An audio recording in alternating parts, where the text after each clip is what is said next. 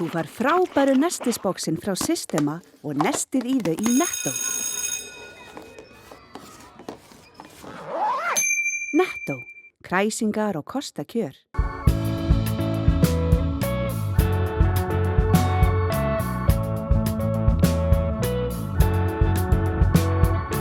Komið sæl og verið velkomin í sjónvarp Víkurfrétta. Framundan skemmtilegu þáttur héðan frá Suðurnesjum. Við hefjum leikinn á Reykjanesi, nánar tiltekið í Auðlindagarðinum. Þar fylgjumst við með því hvernig háhiti notað til þess að þurrka fisk sem fer beint á Nígeríumarkað. Þaðan liggur leiðin til Keflavíkur. Við heimsækjum einn ráðherrason. Hann heitir Árni Þór Guðjónsson og betri en flestir aðrir með frisbee-diska og GoPro myndavélar. Síðan förum við á Sandgerðisdaga sem hafa staðið yfir þessa vikuna og lýkur helgina. Það búið að vera mikið fjör og við höfum verið með myndavélarnar og förum meðal annars í krabbaveislu á veitingahúsinu Vitanum og ræðum við verkefnistjóra Sandgerðisdaga. En við hefjum leikinn í þurrkuðum þorskhausum á Reykjanesi.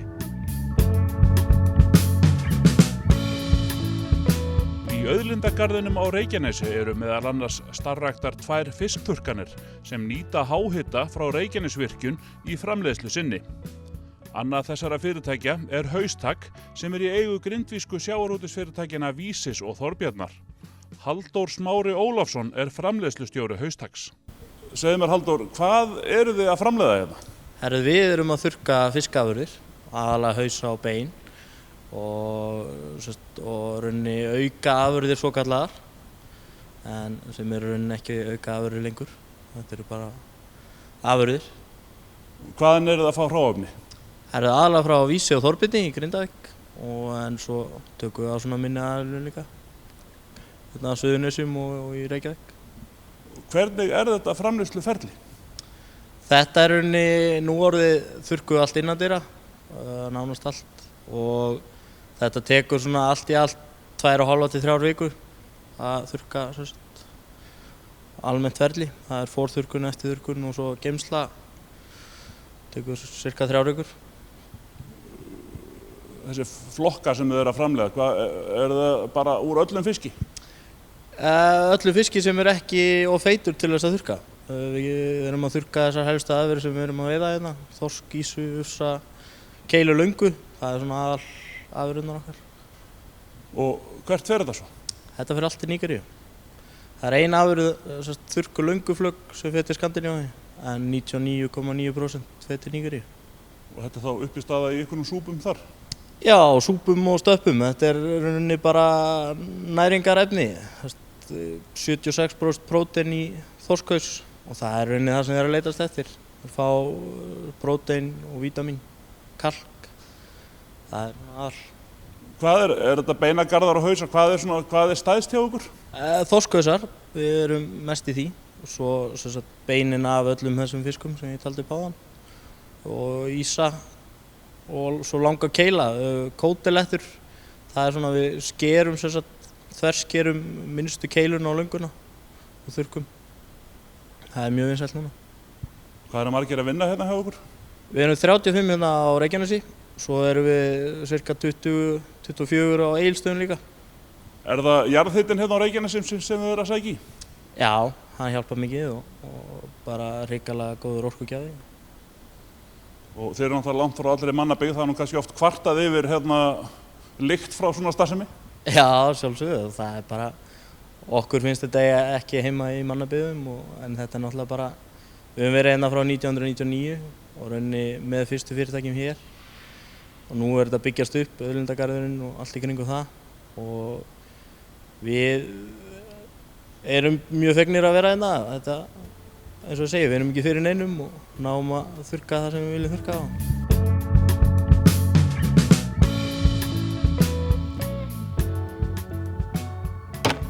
Þetta hann Árni Þór Guðjónsson, 13 ára snillingur í Keflavík, sem hefur mikla ástríðu fyrir áhugamálum sínum og nær að finna þau saman á skemmtilegan hátt. Hann áhugasamur kvikmyndagerð og við segjum að hann sé snillingur því hann getur kastað frisbee-diskum af mikilli nákvæmni. Árni Þór hefur náð undraverðum árangri með frisbee-diskana á stuttum tíma. Ég byrjaði fyrir svona rúmlega 1,5 ári kannski. Ég var bara inn á YouTube og sá Brody Smith sem svona frægasti gæinn svona sem byrjaði á þessu og ég bara hugsaði já ég geti örugglega gert þetta líka og ég prófaði bara. Þú er aðeins verið að gera vídeo og hefur strax fengið svona áhugaði að gera svona trikkvídeó. Já, ég hef mjög mikinn áhuga. Þetta sameinast svona tvö helstu áhugamáli mín, frisbee og kvikmyndagerð. Hvernig gekk þér að ná tökum á því að kasta disknum? Það er bara að ég fer út á hverjum einasta degi, skiptir engu hvernig veðrið er og ég er bara frá svona hálftíma til 4 klukkutíma bara úti og þetta er bara æfing og æfing og æfing. En þarf ekkert að vera gott veður fyrir frisbee? Jú, það er best náttúrulega en svo þarf maður líka stundum að æfa sig í vondu veðri. En það er yfirleitt aldrei gott veður í Keflavík? Já, jú, reyndar, það er alltaf, þetta er svona í Kef en með já, ég er nefnilega með GoPro sem það getur gert í rigningu og allt það svona. Þegar þú ert að gera þessi vídeo, þarftu margar tilraunar eða er þetta bara alltaf að smella í fyrsta? Nei, það er mjög sjaldan þegar það er í fyrsta. Stundum er það í 10., stundum er það í 30., stundum tekur það 2 klukkutíma. Það bara fer eftir ýmsu. Hvernig er að fá hugmyndir þú veist bara að þrautum svona til þess að leysa? Já, stundum bara hef ég ekki hugmynd hvað ég ætla að reyna. Stundum bara fæ ég bara hugmynd bara strax bara og ég get reynt það en það bara stundum tekur mig alveg hálftíma að finna út hvað ég ætla að reyna en það fer líka eftir vindáttinni sko. Hvað ertu að kasta af löngu færi? Hvað ertu að stilla upp skotmarkinu langt frá þér? Það fer eiginlega eftir bara hvað ég ætla að reyna sko. Þú veist, stundum er ég að reyna skot yfir hús, stundum er ég að reyna bara skot þú veist, svona 60 metrum frá í ruslatunnur, stundum er ég að bara reyna að hitta í keilur, stundum körfuboltakörfur, það er bara, það er svona eftir. Ég er gæinn sem er alltaf með eldgömlu óhreinatauskörfuna með frisbee-diskana onni og labbar allan bæ. Það er ég sem er það sko. Ertu með okkur ákveðin svæði hérna í bænum sem þú nota meira heldur en eitthvað önnur? Já, það er svona grasflaut þarna rétt fyrir ofan sem ég er mjög oft á ef ég nenni ekki að labba neitt mikið. Svo fer ég oft í Myllubakkaskóla og Holtaskóla að nota körfuboltavellina þar eða ég bara hjóla bara allan bæ og finna einhverja góða staði. Eru margir að stunda þetta hérna? Já, ég og Bergþór vinur minn erum svona helstu tveir, við erum svona eiginlega bara jafn góðir sko. Ég gæti eiginlega ekki sagt hver er betri, hann er mjög góður og ég er mjög góður. Við erum eiginlega alltaf saman að gera svona myndbönd. En er eitthvað að vera að keppa í þessu? Það er til frisbeegolf, allir vita eiginlega hvað frisbeegolf er, allir spyrja mig eftir frisbeegolfi eða eitthvað svona en það var íþrótt sem heitir Ultimate Frisbee sem er svona svolítið eins og rugby með frisbee en öðruvísi og þessi Brody Smith, frægasti, hann bara byrjaði að gera svona trikkshot bara með þannig diskum og með öllum þeim köstum og svona og núna er þetta eiginlega bara orðið frægt allan heim og ég held að ég og Bergþór vorum fyrstir en það kannski var eitthvað á undan en ég veit það ekki. Eru margar útgáfur af diskum til að kasta?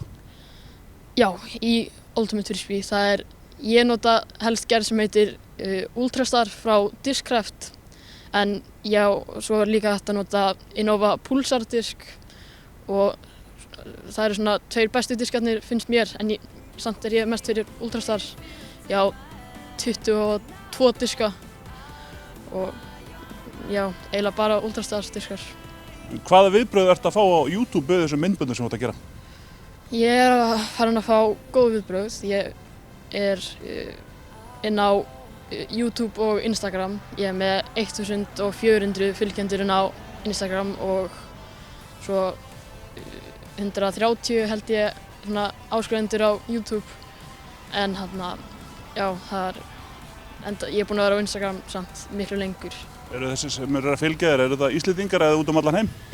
Mest bara í Ameríku, þetta er mjög frægt í Ameríku og ég er búinn að kynnast mörgum svona frisbee gæjum út í Ameríku sem eru mjög góðir.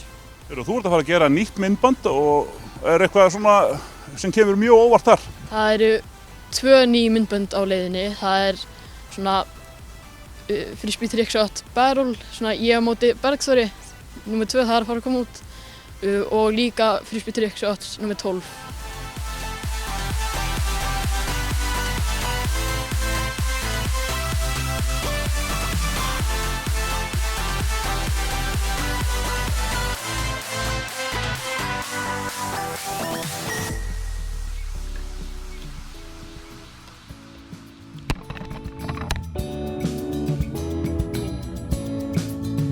Styðjum öflugt atvinnulíf, menningu, mannlíf og íþróttir á Suðurnesjum.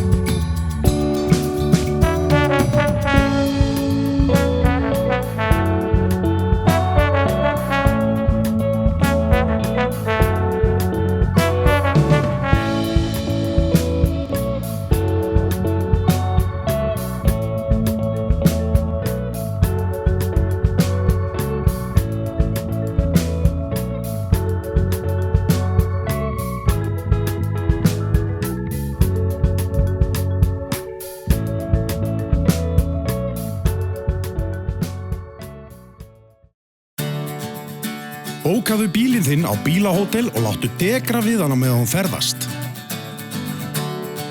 Bíllinn bíður þín svo tandur heill við heimkomu, beint fyrir utan. Bílahótel.is.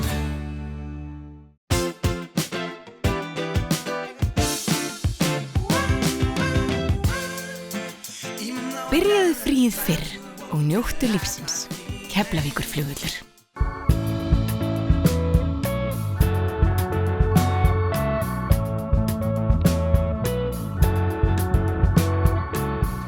Sandgerðisdagar eru byrjaðir. Segðu mér svona aðeins hvað þið eru búin að vera að gera fram að þessu. Já, það er margt að vera. Það er hinir ýmsu viðburðir. Það er fjölmargir hjá okkur í ár. Og núna í kvöld var að ljúka setningarathöfn formlegri, þótt að hafa nú byrjað á mánudaginn. Þá vorum við núna með setningar með KK, hann var meðal annars spila, og Vox Felix. Í gær vorum við með bottakvöld kvenna. Það er svona fasti liðir og mánudag var pubquiz. Fiskisúpa? Og fiskisúpa í lækjamótunum sem var Sandgerðisdagagatan í ár. Já, hverfin hérna, þeim er skipt upp í liti og þau svona skipta svolítið á að halda uppi stemmingunni. Já, það hefur verið þannig að síðust ár þá hefur verið valin Sandgerðisdagagata og sú gata, þær götur, það er stundu 2, þær hafa svona haldið uppi í stöðunni á mánudaginn.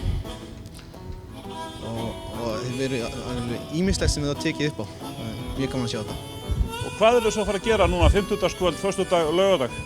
50-dagskvöldið, það er hinn árlega lottuganga. Lítið en ljúft er veitt í lottu og það sem gengið um bæinn og léttar veitingar á boðstólum hér og þar. Og sjálfsögðu fullorðinsganga og 18 ára aldurstakmark. En á föstudegi? Föstudaginn erum við að tala þá er 80 ára afmæli Reynis, knattspyrnufélagsins Reynis. Þótt að félagið verði nú undir 80 ára í september, miðjan september, þá ákvað að halda upp á það núna á dögunum. Þegar þessi brottfluttur í bænum. Og það er uppselt í mat og stefnir í uppselt á ball líka og stefnir í helgarina klæði. Það verður mikið flugeldasýning á þessu balli? Það má segja það og líka daginn eftir þegar Björgvin okkar Sigurjón skýtur upp flugöldum að lokinni í skemmtidagskrá á hátíðasviðinu í grunnskólanum. Þar koma meðal annars fram trilógía, Kenneth Máni, Sóli Hólm og Stjórnin. Þannig að það er nóg að vera. Og þeir sem eru hressir á sunnudagsmorgunin fara svo í messu?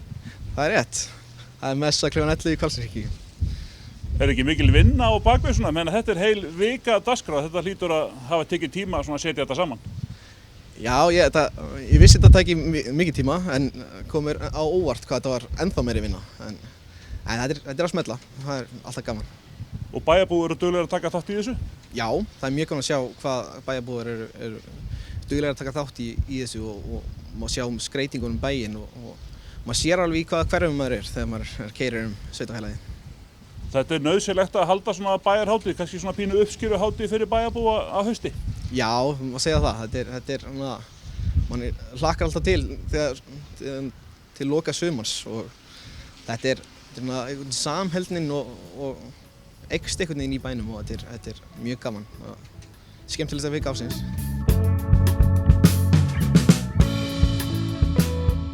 Veitingahúsið Vitinn í Sandgerði hefur skapað sér sérstöðu á meðal íslenskra veitingahúsa. Vitinn sjávarréttastaður við höfnina í Sandgerði og hefur getið sér gott orð fyrir krabba- og sjávarréttaveislu sem slegið hefur í gegn. Veislan samastendur af krabbasúpu í forrétt og grjótkrabba, öðuskel, bláskel, beitukóng og rækju í aðalrétt. Hjónin Stefán Sigurðsson, matreiðslumeistari Vitans og Brynhildur Kristjánsdóttir, framkvæmdastjóri, voru heiðruð sérstaklega á setningarhátíð Sandgerðisdaga fyrir einstakt starf í ferða- og menningarmálum í Sandgerðisbæ. Sjónvarp Víkurfrétta kíkti á Vitan. Þið eru hérna við höfnina og það hefur nú svolítið smitast hérna inn. Já, við höfum reynt að Stefán byrjaði reynda fyrir nokkuð mörgum ára síðan, bara fljótlega eftir við opnuðum, að safna, sem ég kallaði þá gömlu rusli, en ég kallaði ekki rusli í dag því þetta eru ofsalega skemmtilegi munir sem að skreita staðir og þeir vekja alveg gríðarlega mikla athygli og sérstaklega í útlendingunum sem koma hérna. Þeir rétt komast inn fyrir dyrnar þegar þeir byrja að taka myndir og ætla ekki að koma sér að borðunum til að borða, þannig að það er bara gaman að því. Útlendingar skipta ykkur svolítið miklu máli, þeir eru bara stór hluti af ykkar viðskiptavina hóp. Já, nú er það þannig að það er gríðarleg aukning og okkur sýnist í þessi 33 ár að þá verði þetta stærsta árið okkar frá upphafi. Sumarið er búið að vera alveg svakalega fínt og veturinn mikið bókaður og við vorum bara enda að ganga á bókunum í dag og við erum búin að ganga á bókunum fram í miðjan apríl. Þannig að við erum með marga hópa í viku framöndan. Þetta er svona tiltölulega nýlega búið að gerast, það er bara eins og hafi opnast einhverja flóðgáttir með ferðamenn. Já, reyndar. Við höfum verið mjög dugleg og öflugir því að markaðssetja okkur. Við förum á þessar ferðaráðstefnur, Mitt-Atlantik, Vest-Norden. Við höfum verið að heimsækja þessar, að fara á þessar ráðstefnur og kynna veitingastæðin og það sem við gerðum alltaf 2011 var það að við snerum blaðinu við. Við sáum fyrir okkur annarkvort það bara að loka staðnum, við vorum búin að endurnýja mjög mikið þá, annarkvort að lokunum eða bara að finna eitthvað nýtt, vera öðruvísi en aðri veitingastæðir og þá voru við nýfarnir að rannsaka krabbaneið á þekkingarsetrinu og við sem sagt fengum, þeir bara tóku okkur opnum örmum þannig að við myndum fá þetta á matseðil og síðan þá hefur við verið með hana krabba og það er það sem er kannski þessi viðsnúningu sem er orðið, við erum öðruvísi en aðrir veitingastæðir, við erum með sérstöðu og við erum einu á landinu sem við erum að bjóða upp á krabba í dag. Þannig að svona eftir því sem við best vitum. Já, eftir því sem við best vitum, já. Og það er svo, ég held að sé engin annar sem getur haldið honum lifandi eins og við gerum. Svo að það var, þessi sérstaða, hún er að held ég að færa okkur öll þessi viðskipti í dag. Stefán, segðu mér aðeins frá grjótkrabbanum, hvernig matur er þetta? Þetta er bara mjög góð matur og til dæmis í Bandaríkjunum og þá er þetta bara talið mjög mikið lostæti. Þeir eru nú að kalla þetta rockkrab, þeir kalla þetta piggy toe og það er svona alls konar nöfn á þessu og okkur var sagt það í New York, ég hef nú aldrei komið til New York en þar væri þetta einn af dýrasta sem þú fengi, það væri þessi grjótkrabbi og semst hann er mjög góður, við náttúrulega erum með meira á þessum disk heldur en bara grjótkrabba, við erum með humar og rækju og hörpudisk nei, ekki hörpudisk, öðuskel, kúskel, bláskel, beitukóng og þetta er allt í skelinni. Þú verður að hafa fyrir þessu sjálfur að taka þetta úr skelinni. Og hvað ertu að fá öll þessi skeldýr? Þetta náttúrulega hluta þessu veiðamenn eins og líffræðingarnir, við höfum verið í samvinnu með þeim og þeir hafa skapað okkur, í staðinn höfum við tekið þátt í að styrkja þá. Öðuskilinn, sonur okkar, hann er atvinnukafari og hann tínir hana og svo er bara kúskilinn, hún kemur frá Þórshöfn, beitukóngurinn kemur hérna úr Njarðvíkunum eða hann endar þar því hann er veiddur í Breiðafirðinum og svona er þetta bara, þetta kemur víða að. Og er fólk að koma langt að til þess að einmitt bragða þessum í réttum? Já, það keyrir langar leiðir og náttúrulega fólk, svo Íslendingar, þeir ferðast orðið svo mikið allan heim að og eru þá að pröfa allskyns rétti sem ekki hafa jafnvel fengist hér á Íslandi og mikið af þessu fólki og það kemur okkur svolítið eiginlega óvart hvað mikið af Íslendingum koma í þetta. Við áttum ekki von á því að vera svo mikið Íslendingur sem kæmi í þessa krabbaveislur hjá okkur. Þetta miklu meira en við þorðum nokkuð tímann á mánu. En erlendu ferðamennirnir, þeir þekkja þetta kannski svolítið að veitingahúsunum utan? Já, þeir gera það og Japanirnir, þeir vita sko nákvæmlega hvernig á að borða þetta og frakkarnir, það er búið gaman að servera þá með þetta. Þeir kunna þetta, sko, það þarf ekki að kenna þeim eitt eða neitt. En annars erum við með, þeir sem eru að smakka þetta fyrsta skipti, að þá erum við hérna inni með þeim. Við erum að kenna þeim á áhöldin, kenna þeim að brjóta og hvernig á og við höfum svo sem lent í því að vera með viðskiptavini sem hérna, þeir áttu þess að því að þau þurftu að fara að koma við þetta og brjóta, að ég þurfti að standa við hliðina á ákveðnum gestum og bara hreinlega að mata það, líka við, brjóta allt og hérna, þannig að þau geti tekið þetta bara upp með gafli. En þetta náttúrulega bara mjög fest hráefni, þið bara, eru með þetta lifandi í kerjum hérna fyrir utan staðinn ykkar? Já, við hérna fyrir 2 árum síðan, cirka bak, þá hérna létum við gera hérna borhólu, 50 metrar djúpa borhólu og annars þar á undan fengum við aðstöðu hjá þekkingarsetrinu og geymdum semst öll skildirinn okkar þar í kerjum. Vorum búin að útbúa okkur aðstöðu hjá þeim og höfðum aðgang að þeirra borhólu. En 2011 þá hérna, 2012-13 þá það sem við áttum borað hérna fyrir okkar eigin borhólu, hérna fyrir utan veitingastaðinn og hérna 50 metrar djúpa. Þegar vorum konar 30 metra með dæluna og engin sjór. Þá fór maður í sjokk. Þá vorum við að fara að titra svolítið og þeir settu dæluna neðar og neðar. Á 42 metrum þá kom þessi fíni sjór. En í hverjum lítur af sjó eru 29 grömm af salti. Og snemma á vorin þegar það er rólegt hjá okkur og þá höfum við verið að sjóða niður sjó og við setjum þá í stóran pott og á eldavélina sjóðum þetta niður í 5-7 daga. Og það sem eftir verður í pottunum það saltið og við dreifum svo verið því og þurrkum og síðan það notað hérna í matinn hjá okkur. Þannig að þið eru bara hérna sjálfbær með marga hluti. Já, við reynum að vera það og það er bara svolítið gaman að vera þannig og við erum alltaf að reyna að bæta við þetta. Hugmyndin var nú líka að byggja við gróðurhús. Við settum það aðeins á hold núna í vor en vonandi verður það bara komið næsta vor. Og þá ætlum við að rækta það sem við þurfum fyrir eldhúsið í því. En svona krabbin svona eitthvað sérstæða, það ekki? Algjörlega, og skelja náttúrulega. Því við erum með náttúrulega skelja líka sem að kannski ekkert verið að selja á öðrum veitingastöðum. Kúskelina, ég held að hún sé bara ekkert á öðrum veitingastöðum. Ekki beitukóngur? Beitukóngur ekki. Öðurskelin, einhverjir staðir hafa verið með þetta, veit ég. Því það þarf alltaf kafara til að handtína hana. En ég veit ekki til þess að þeir séu með þetta í dag og því þú verður að fá þetta hraðum stöðu. Það þýðir ekki að setja eitthvað matseðil sem að svo bara ekki til. Það er bara að þú verður alltaf að vera garantera það að þú fáir þetta hráefni. En svo lendum við því yfir vetrartíma kannski slæm veður og við erum kannski bara alveg á síðustu skeljónum því að hérna, það er bara ekkert verið að fara út og sjó til að ná í það hráefni sem okkur vantar. Nú bara ferðamannatíminn orðinn allt árið og ég veit að þið eru að taka á móti mörgum hópum í viku og eru hvað bókuð bara langt fram í tíma. Já, við erum mikið bókuð og við erum bókuð fram á vor. Já, algjörlega. Þannig og við erum núna sko þegar við erum að hringja og panta fyrir hópa þá maður alveg að leita bara að hvar er lausn eins og bara fyrir íslensku hópana að bara hvar getum við sett á inn. Þannig að því það er bara það mikil bókun framöndan. Þið eru svona alltaf því farin að vísa frá? Já, og bara síðast í gær þá vísuðu við mikið frá hérna gestum og við höfum verið að því töluvert núna í sumar að vísa gestum bara frá því að það er bara, við eigum ekki sæti fyrir þá, því miður. Og fólk verður svolítið svegt því það hefur kannski alltaf að koma hérna síðasta kvöldið fyrir flug og hérna, en því miður þá verðum við að vísa frá. Það er bara verið þannig. Hvernig verða jólin hjá okkur og áramótin? Það er búið að bóka 160 manns á nýjársdag til dæmis. Já, í hátíðinni nýjársdag komið 160 manns og hérna, það er bara gaman að því, við vorum 140 manns á síðustu áramótum og þá er alltaf ekkert mál að fá fólk til að vinna með okkur og hlaupa inn svona við þurfum alltaf svolítið að fólki til þess að sinna þessu. Við þökkum fyrir áhorfið minni við á aðra fríska miðla Víkurfrétta, blaðið sem kemur hér út vikulega á Suðurnesjum.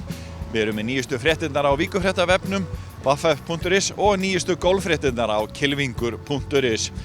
Endilega sendu okkur ábendingar skemmtilegt efni á vaff@vaff.is. Þið getið einnig séð eldri þætti sjónvarps Víkurfrétta á YouTube rás Víkurfrétta undir sjónvarp Víkurfrétta. Við þakkum fyrir okkur, sjáumst á vikuliðinni. Verið sæl.